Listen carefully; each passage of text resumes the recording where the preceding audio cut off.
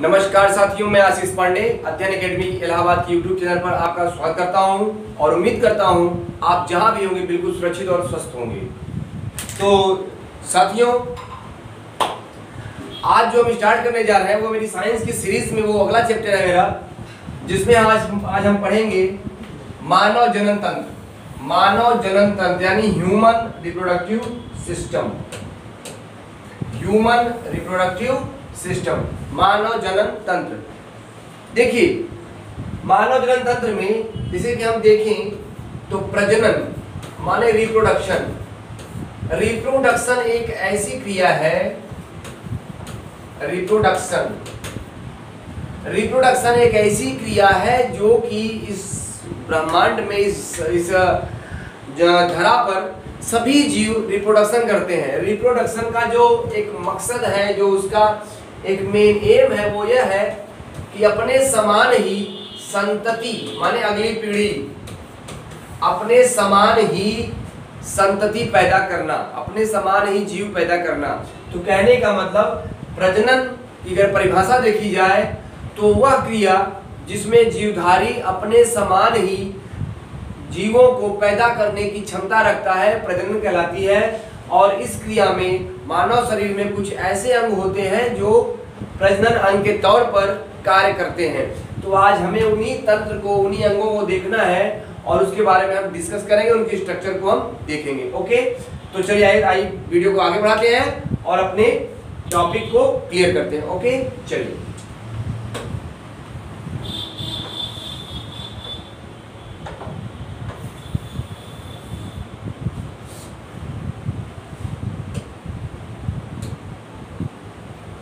देखिए, पुरुष और स्त्री में जनन से संबंध संरचनाएं अलग अलग होती हैं। यानी मानव कैसा होता है? मानव होता है बाइसेक्सुअल। कैसा होता है? बाइसेक्सुअल मतलब क्या? द्विलिंगी।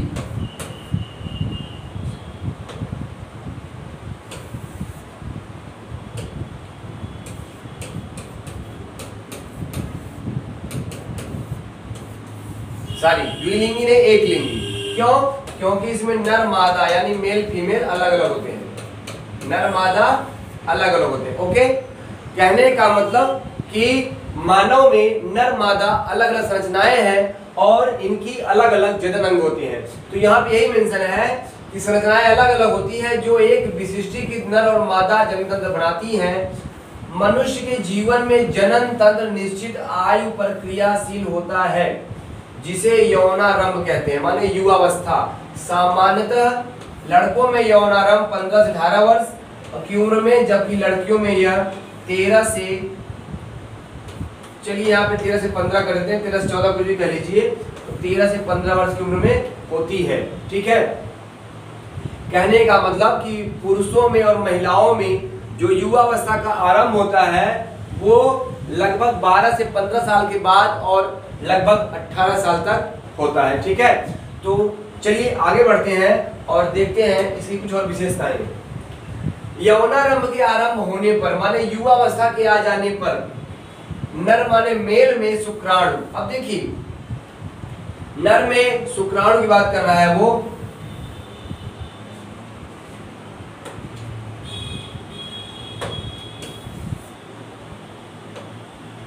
नर माने मेल,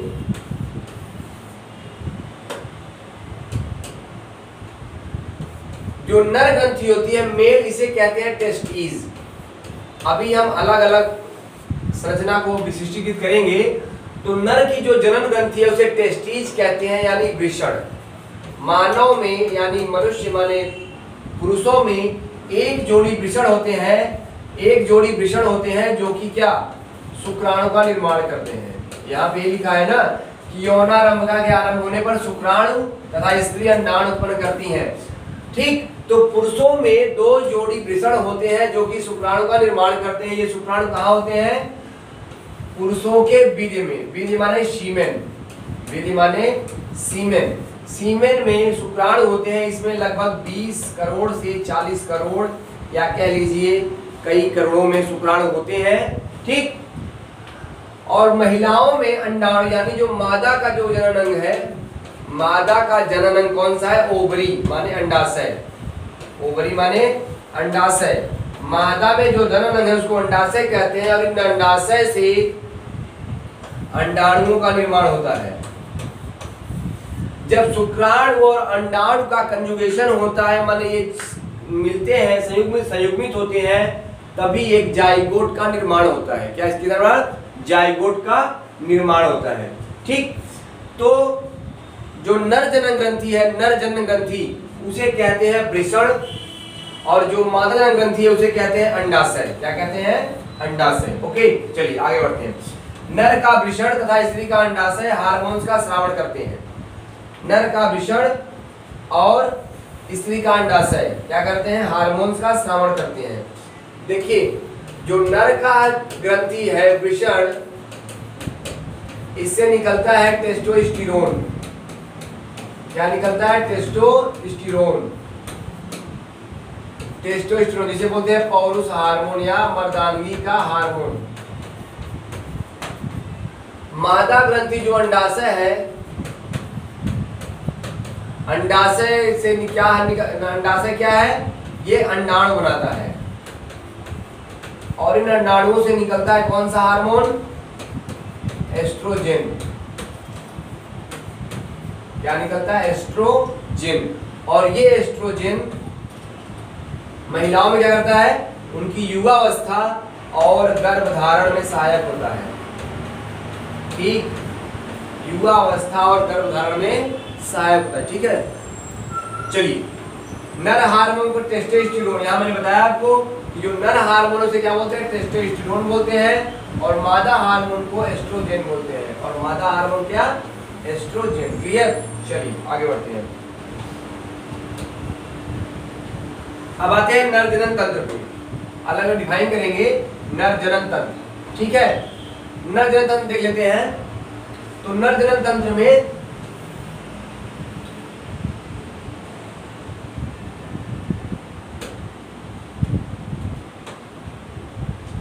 नर जनन तंत्र, इसमें मेल रिप्रोडक्टिव सिस्टम, इसमें वृषण, पुरुषों में शुक्राणु कोशिकाओं का निर्माण। ठीक है, पुरुषों में शुक्राणु कोशिकाएं यानी जो स्पर्म होते हैं उनका निर्माण कहाँ होता है? अंडकोश में होता है। कहाँ होता है? अंडकोश में होता है। और ये क्या होते हैं? अंडकोश में स्थित दो वृषणों में होता है। अंडकोश में स्थित दो वृषणों में होता है। यह अंतःस्रावी ग्रंथि है जो अंडाकार होती है एवं पेरिटोनियम नामक झिल्ली से घिरी होती है। ठीक है, एवं पेरिटोनियम नामक झिल्ली से घिरी होती है।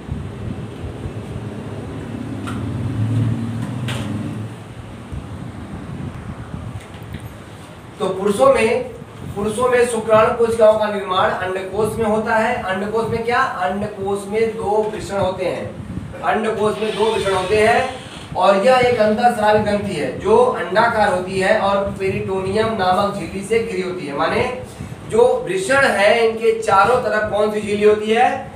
पेरिटोनियम झिल्ली। मैंने आपको बताया होगा जब मैं उत्सर्जन तंत्र पढ़ा रहा था तो वहां पर मैंने आपको किडनी के बारे में डिफाइन किया था, वहां मैंने बताया था। अब आइए जरा नर जनन तंत्र जो है जरा इसका स्ट्रक्चर एक हम इमेज के द्वारा समझ लेते हैं। ठीक है, चलिए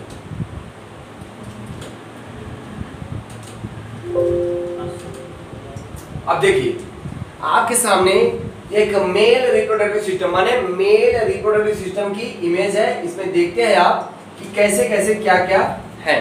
बहुत ज्यादा हमको नहीं जाना है, एक जनरल वे में हमको समझना है जो कि हमारे एग्जाम में क्वेश्चन आता है। ठीक है, जैसे यहाँ पे कुछ क्वेश्चन आते हैं, लेडिक की कोशिकाएं, लेडिक सेल्स, कार्पस लुटियम, बस ठीक है, और हार्मोन्स का नाम, तीन चीजें रहती हैं यहाँ पे। तो आइए देख लेते हैं। ये देखिए नर जनन तंत्र हमारे मेल रिप्रोडक्टिव सिस्टम है। यहाँ पे सबसे पहले वैस डिफरेंस, यहाँ पे वैस डिफरेंस, वैस डिफरेंस, ठीक है। वैस डिफरेंस क्या है? इसको हम कहते हैं वैस डिफरेंस शुक्राशय। क्या है ये शुक्राशय है, ठीक है, जिसे बोलते हैं। अब देखिए यहाँ से होता क्या है, देखिए यहाँ से नलिए ना, ये शुक्राशय यानी ये शुक्र, इसे शुक्र नलिका भी कहते हैं। ठीक है, वैस डिफरेंस, शुक्र नलिका यानी शुक्र वाहिनी, आप कुछ भी कह सकते हैं। शुक्र नलिका, नलिका माने ट्यूब, तो आप इसे शुक्र वाहिनी भी कह सकते हैं। वैस डिफरेंस, ये देखिए यहाँ से एक नलिका जो है, ये देखिए इस रास्ते से होते हुए पूरी आ रही है नलिका यहाँ पे। ठीक, यहाँ पे क्या, ये आपका टेस्टिस, क्या है, टेस्टिस, ठीक है। और ये क्या है, यहाँ पे ये जो ऊपर थोड़ा सा भाग है छोटा सा, यहाँ देखिए ये वाला भाग, कहीं तो मैं मिटा के फिर से दिखा दूं।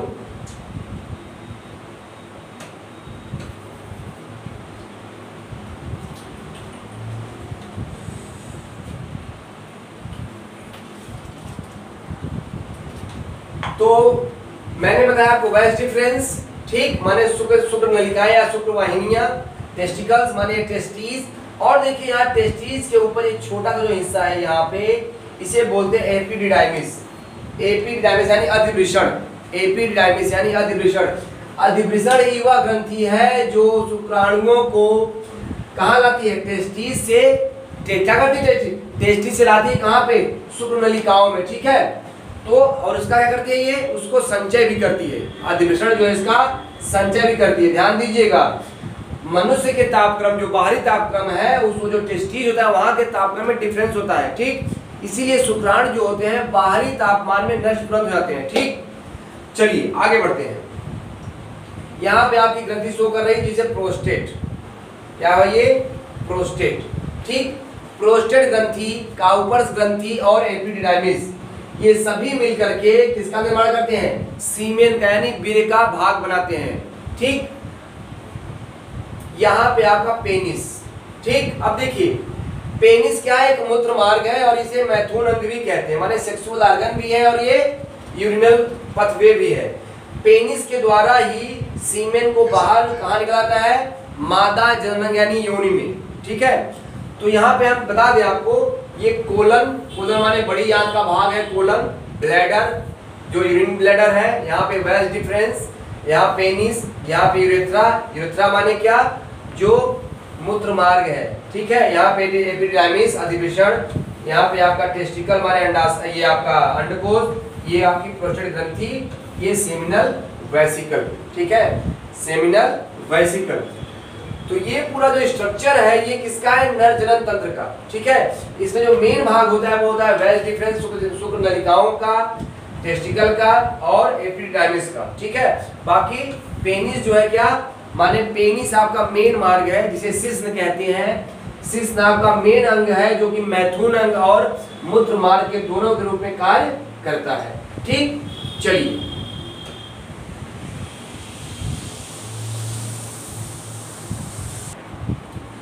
हो गया, तो चलिए अब आगे बढ़ते हैं।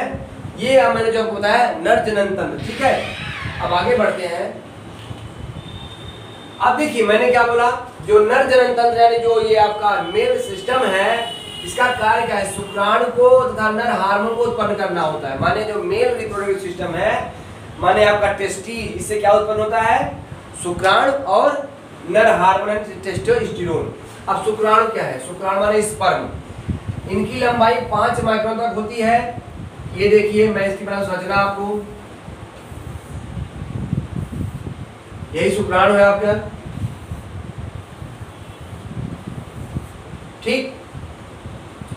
इसकी लंबाई 5 माइक्रोन तक होती है। यह 3 भागों में वर्गीकृत होता है, सिर, ग्रीवा और पुच्छ, ठीक है, माने हेड, ग्रीवा और टेल में, ठीक है। दूसरी बात, शिश्न यानी पेनिस, यह नर का वाजन अंग है। मैंने बताया आपको पेनिस माने शिश्न क्या है, यह नर का माने मेल का वाजन अंग है जो स्पंजी को बना होता है। याद ध्यान दीजिएगा, एक क्वेश्चन आपका यहाँ तैयार हो रहा है, मानव जननांग माने मानव शिश्न किन ऊतकों का बना होता है, तो आपको क्या करना है, स्पंजी टिश्यू का बना होता है, ठीक है। अब आइए देखते हैं वीर्य क्या है। शुक्राणुओं, शुक्राशय द्रव एवं प्रोस्टेट एवं काउपर्स ग्रंथियों के स्राव को माने जो मिश्रित होकर के वीर्य का निर्माण करती हैं। वीर्य क्या है, एक व्हाइट रंग का गाढ़ा चिकचिका पदार्थ है जो कैल्शियम साइट्रेट, प्रोटीन और कार्बोहाइड्रेट के अलावा अन्य पदार्थ भी इसमें पाए जाते हैं, ठीक है। इसमें क्या क्या होता है, कैल्शियम साइट्रेट, प्रोटीन और कार्बोहाइड्रेट के भी पदार्थ इसमें होते हैं। मनुष्य के एक स्खलन में माने एक डिस्चार्ज में लगभग 2.5 से 3.5 मिली वीर्य निकलता है, जिसमें 20 से 40 करोड़ तक शुक्राणु होते हैं, ओके।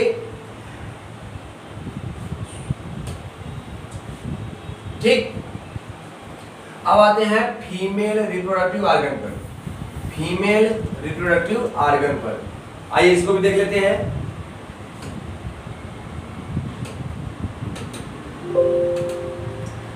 अब देखिए female reproductive organ, female reproductive organ है यानी मादा जनन तंत्र। यहाँ पे मेन जो भूमिका है वो है यूट्रस की, यानी गर्भाशय, गर्भाशय, फैलोपियन ट्यूब और ओवरी। ठीक है,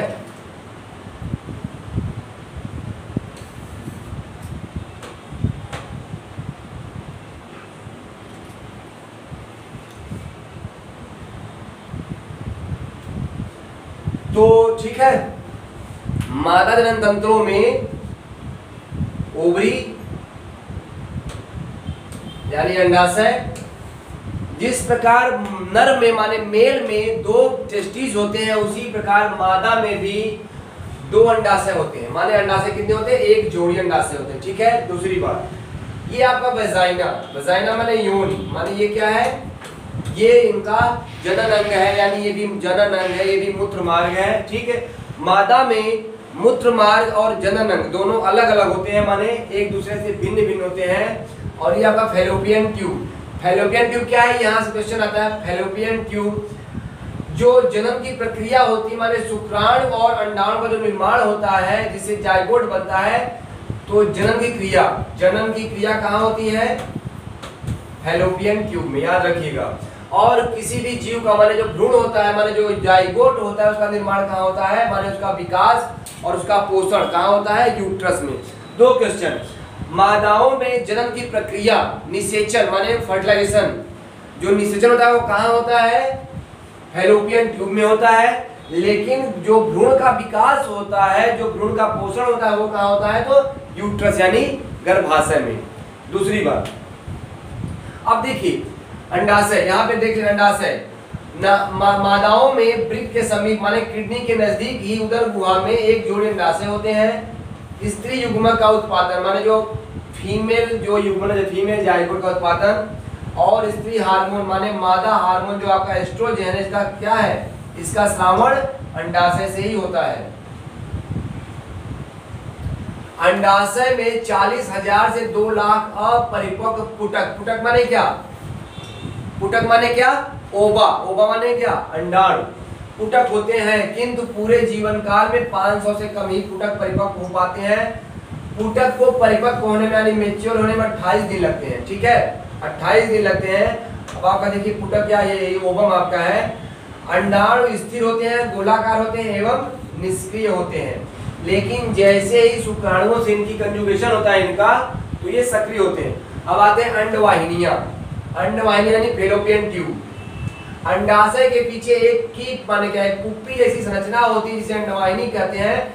निषेचन की क्रिया अंडवाहिनी में होती है। ये देखिए यहाँ से यही क्वेश्चन आता है आपका कि निषेचन की क्रिया कहाँ संपन्न होती है? तो कहाँ पे? अंडवाहिनी में।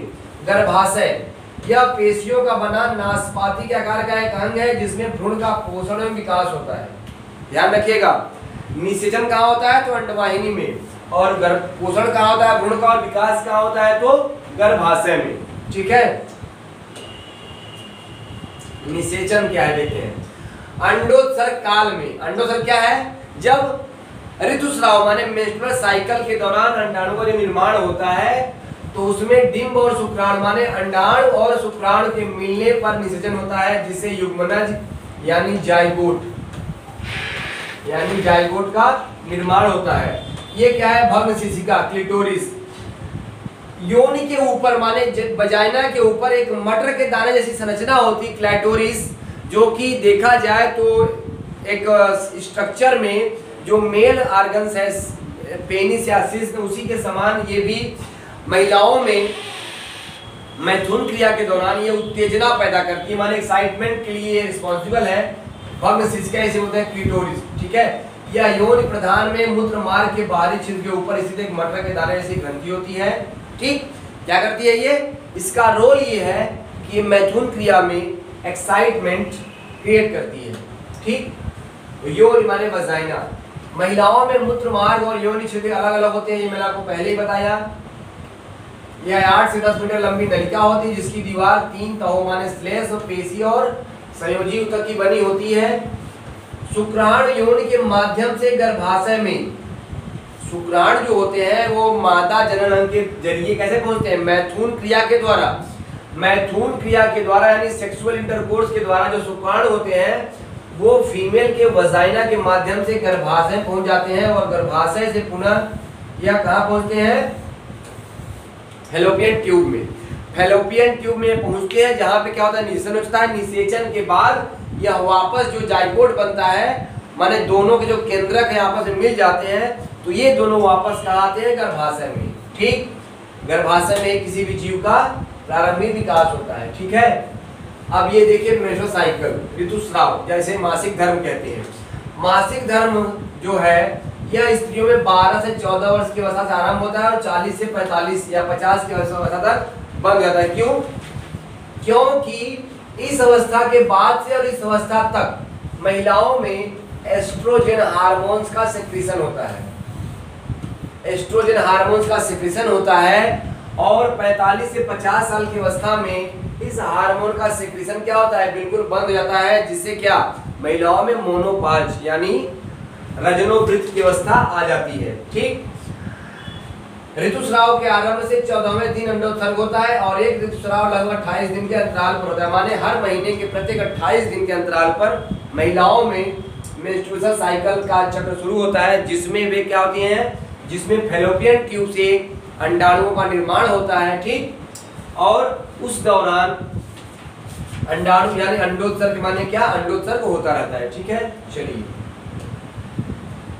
रजनोवृत्ति मैंने बताया आपको। मेनोपाज एक निश्चित उम्र के बाद माने 45 से 50 के बाद ऋतुस्राव बंद हो जाता है। क्यों बंद होता है? क्यों? क्योंकि जो एस्ट्रोजन हार्मोन है उसका स्रावण क्या होता है? बंद हो जाता है। ठीक है, महिलाओं में यही वह हार्मोन है जो गर्भधारण में सहायक होता है। गर्भधारण में सहायक हार्मोन कौन सा है? एस्ट्रोजन। ठीक है, तो महिलाओं में गर्भधारण करने की क्षमता समाप्त हो जाती है। ठीक, क्यों? क्योंकि एस्ट्रोजन हार्मोन का स्रावण बंद हो जाता है। ठीक, चलिए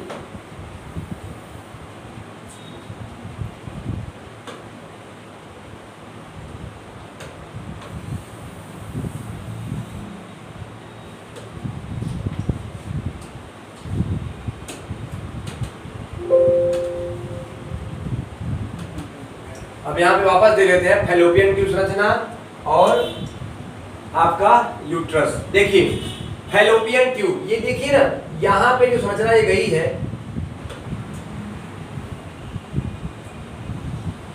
यहाँ पे जो संरचना ये गई है, ये वाली संरचना ऐसे, ठीक, किप्पी नुमा, ये क्या है? फैलोपियन ट्यूब है। फैलोपियन ट्यूब क्या? फैलोपियन ट्यूब हर एक महीने पे से एक, जैसे इस महीने और इस महीने, हर महीने पर अलग अलग ट्यूब जो होती है दोनों एक साथ काम नहीं करती। जैसे इस महीने में, अगर एक महीने में ये वाली फैलोपियन ट्यूब यानी लेफ्ट साइड की फैलोपियन ट्यूब अगर अंडोत्सर्ग का निर्माण करती है, माने अंडाणु का निर्माण करती है, तो नेक्स्ट बार में ये अंडाणु का निर्माण करेगी। ठीक है, कहने का मतलब जो दोनों अंडाशय है महिलाओं में, दोनों अंडाशय वो बारी बारी से अंडाणुओं का निर्माण करते हैं। ठीक है, दूसरी बात, तो फैलोपियन ट्यूब युवा संरचना है जहां पे निषेचन की क्रिया संपन्न होती है। दूसरी यूट्रस यानी गर्भाशय। फैलोपियन ट्यूब में जब निषेचन हो जाता है तो महिलाओं का अंडाणु और पुरुषों का शुक्राणु, ध्यान दीजिएगा, अंडाणु जो होता है, जो शुक्राणु होता है, इसका जो केंद्रक होता है, मान लो हेड होता है, यह महिलाओं के अंडाणु में यहाँ पे जो इसका ये दीवार होती है, इसको डिफ्यूज करके इसमें इंटर करता है और इसमें क्या होता है, ये पूरा जो आपका शुक्राणु का जो पूरा हेड टेल और ग्रीवा है, ये पूरा इसमें क्या होता है, मिल जाते हैं। दोनों मिलकर क्या करते हैं, एक जाइगोट का निर्माण करते हैं, माने युग्मनज। जब ये जाइगोट का निर्माण हो जाता है तो उसके बाद एक बनता है क्या, एम्ब्रियो माने भ्रूण। इस भ्रूण को वापस कहाँ आता है, ये गर्भाशय में। कहाँ आता है, गर्भाशय में। और उसी गर्भाशय में ही उस जीव का विकास और पोषण होना शुरू होता है। अब यहाँ पे क्वेश्चन ये उठता है कि उस जीव का जो विकास है, उसका विकास किस नली के द्वारा होता है, माने जो जीव, जो भ्रूण है, भ्रूण का पोषण कैसे होता है, तो जो भ्रूण का पोषण है वो प्लेसेंटा के द्वारा होता है। ध्यान दीजिएगा, प्लेसेंटा माने क्या, आहार नाल। ये भी एक क्वेश्चन है आपका, किसी भी भ्रूण का पोषण कैसे होता है, तो उस भ्रूण का पोषण मादा की आहार नाल के द्वारा होता है। क्लियर? तो साथियों, ये हमारा आज का निषेचन और प्रजनन तंत्र, जिसमें हमने आपको मादा जनन तंत्र और नर जनन तंत्र दोनों के बारे में डिस्क्राइब किया। उम्मीद है आपके कुछ डाउट्स क्लियर हो गए हों, और जो भी आगे आपकी प्रॉब्लम्स हो, जो भी डाउट्स हो, मिलिए हमसे नेक्स्ट वीडियो में। शेयर करिए, कमेंट करिए, लाइक करिए हमारे चैनल को और हमारा सहयोग करिए बिल्कुल, ताकि आपके सपने को पूरा करने में आपकी हम पूरी से पूरी सहायता कर सकें। इन्हीं बातों से हम मिलते हैं नेक्स्ट वीडियो में। शुक्रिया, जय हिंद।